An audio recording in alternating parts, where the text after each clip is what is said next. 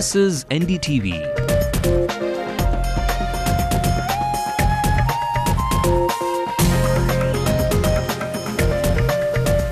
And you're watching NDTV Hindu.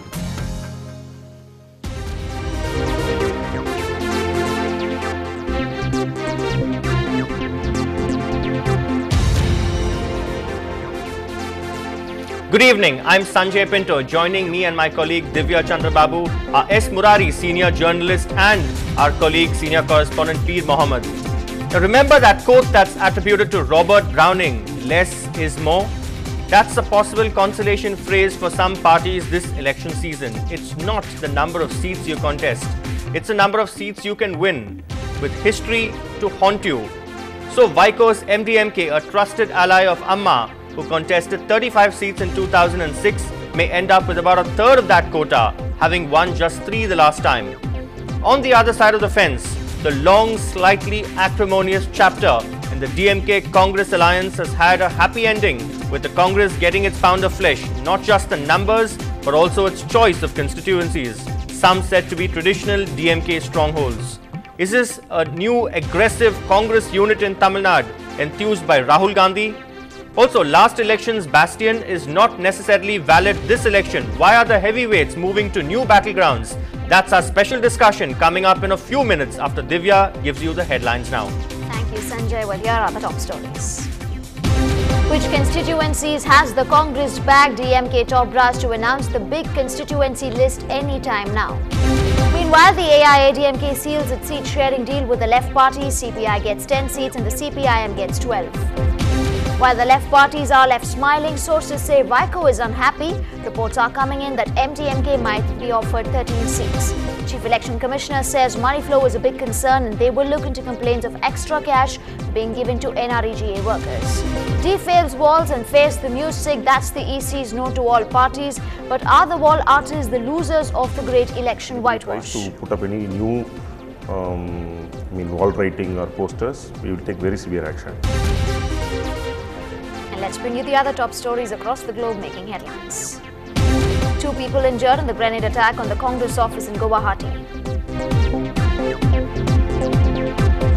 As Japan battles a crisis, the Indian Prime Minister assures Parliament that nuclear safety is the government's top priority.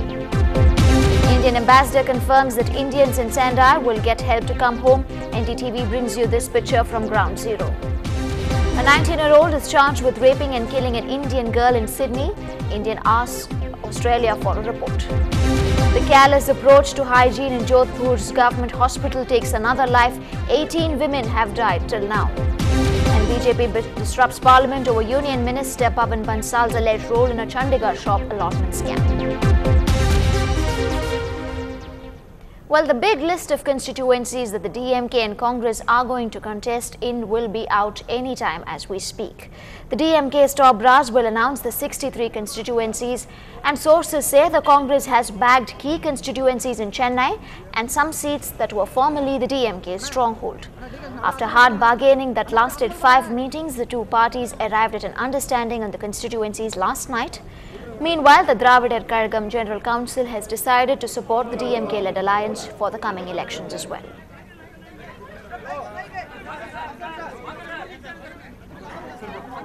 And it's over to Sanjay now for the big question. Thank you, Divya.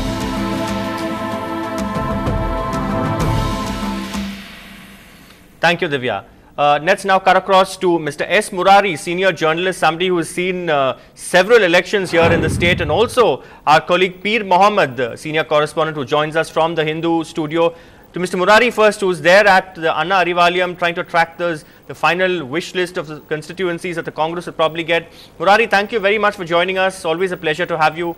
Any words so far about when that list is going to be announced in the DMK headquarters?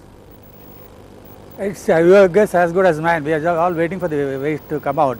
But only the PMK went in last in when we get ready for the bulletin.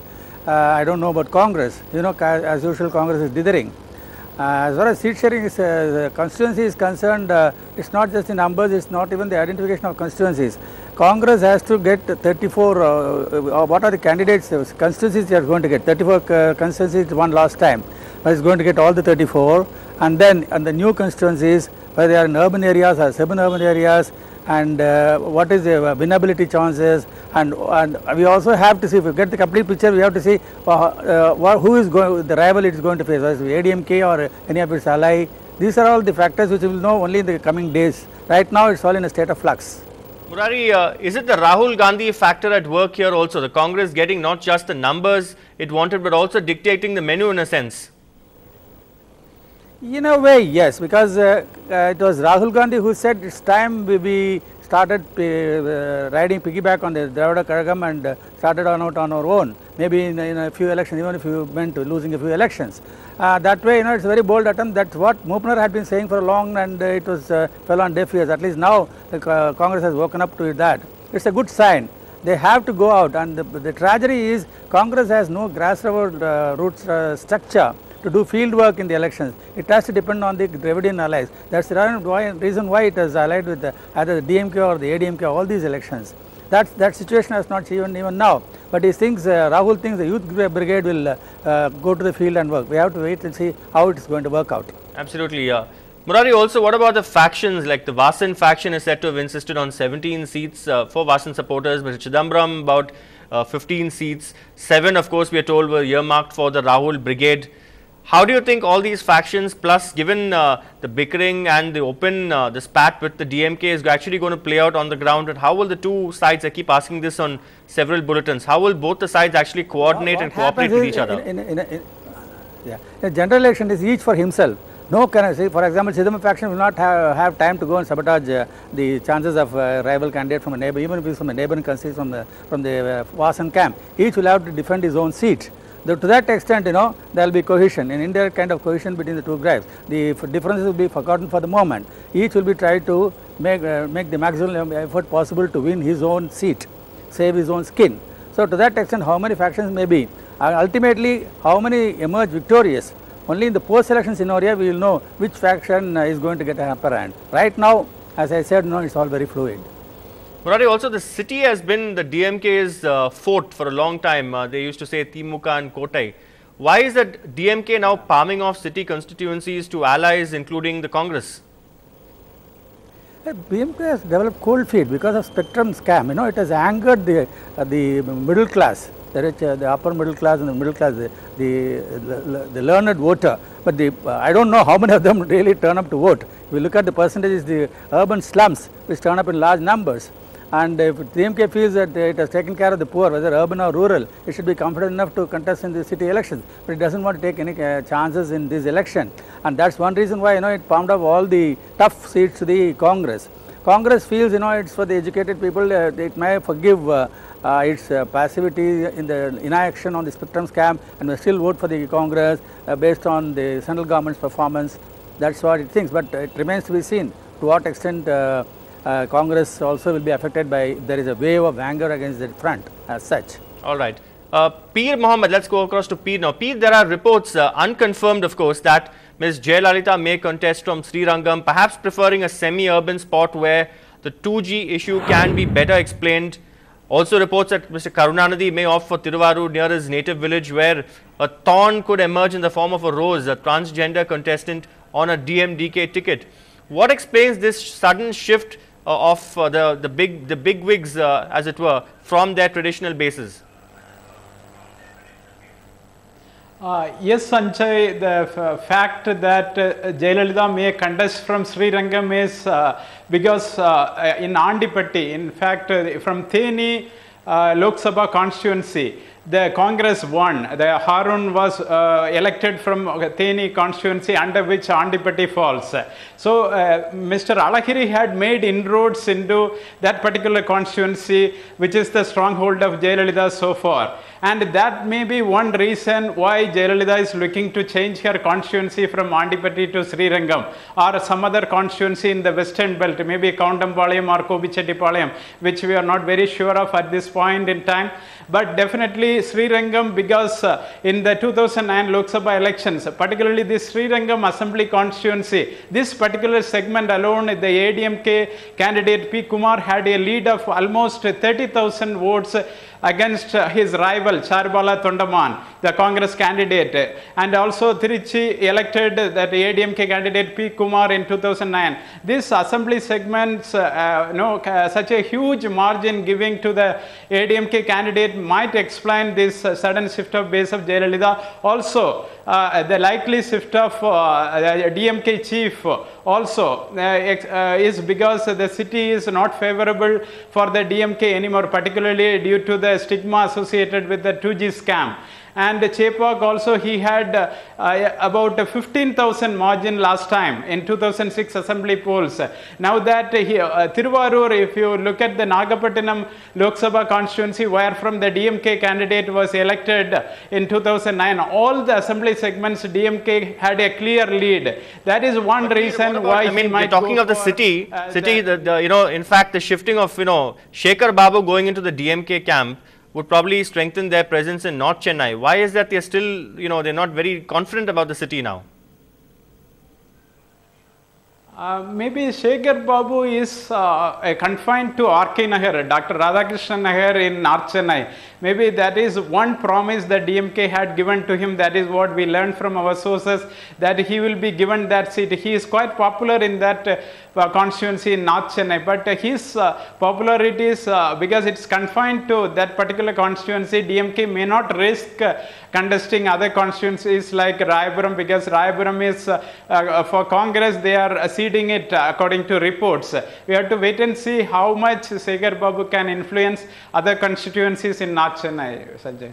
Peer, also on the other side of the fence, in fact, I know you've been following the AIDMK seat sharing deal. Of course, Vaiko, who's been now, I think, the last person to sign up, we don't know whether, we are told that he's quite miffed with what has been offered to him. Vaiko, of course, contested 35 seats the last time around, vote share of 5.98%, won 3 seats. But then the left, both the left parties, whose vote share was less than Vaiko in 2006, have got 22 seats put together. What explains, in a sense, the sidelining of Vaiko? Is it because Vijay Kant, this DMDK, has got those 41 seats and Jayalalitha really doesn't have too many seats to offer? There are reports also that she may contest 144 seats also because of numerology that adds up to 9. These are, of course, interesting nuggets of information that are bandied about. Yes, Sanjay, you are right. That is what the ADMK is looking to contest according to ADMK leadership, 144 seats. If they have to contest 144 seats, then they have only 16 seats in hand. They have made the latest offering of 13 seats to Vaiko, which he is not willing to accept at this point, and he is asking for at least 15. Because they have now 16 seats in hand, he can get 15 seats. That he is still sitting at MDMK headquarters and he is waiting for the latest word from the ADMK headquarters. All right, let me go back to Murari, who's been waiting patiently there. Murari, you heard Peer Mohammed there with his analysis. Is there something that you would buy? Because again, many say a clash of ideology, given, of course, Vaiko's pro-LTTE stance. Of course, now that's not really a factor. And that could actually be a kind of whipping post for the DMK Congress in their campaigns. No, there is no ideology involved in that. It's just pragmatism. You remember MDMK has lost its recognition even as a regional party because it contested fewer seats and got few seats and fewer votes. So he wants to contest more seats and increase the vote share so that he can get back the recognition. That is why he pitched his demands rather unreasonably high. But this is a do-or-die election for both Karunanidhi and Jayalalitha, and Jayalalitha just obviously not doesn't have enough shares to spare. That's the reason why she gave about 20 or 13 or whatever it is. He has to live with that. Maybe in the next election he can increase his share. Right now that's the reality. All right, Peer, also any word about other big leaders shifting their bases? We are told that even Ananagar, also Mr. Anbalagan may also contest from a different seat this time around. What are you hearing? Yes, Annanagar, they had a very small margin. The DMK won with a very small margin. So there is a possibility that Anbalagan and Arcad Veerasamy, these leaders might also shift base. All right, we'll let you go and follow the MDMK reactions there as to whether Vaiko is actually going to drive into Post Garden. We'll also let Mr. Murari go and track this final constituencies offered to the Congress. Thank you very much, Mr. Murari and Peer Mohammed, for joining us on this special bulletin. Divya? Thank you, Sanjay. We'll slip into a very short break now. We'll be back with more news and updates.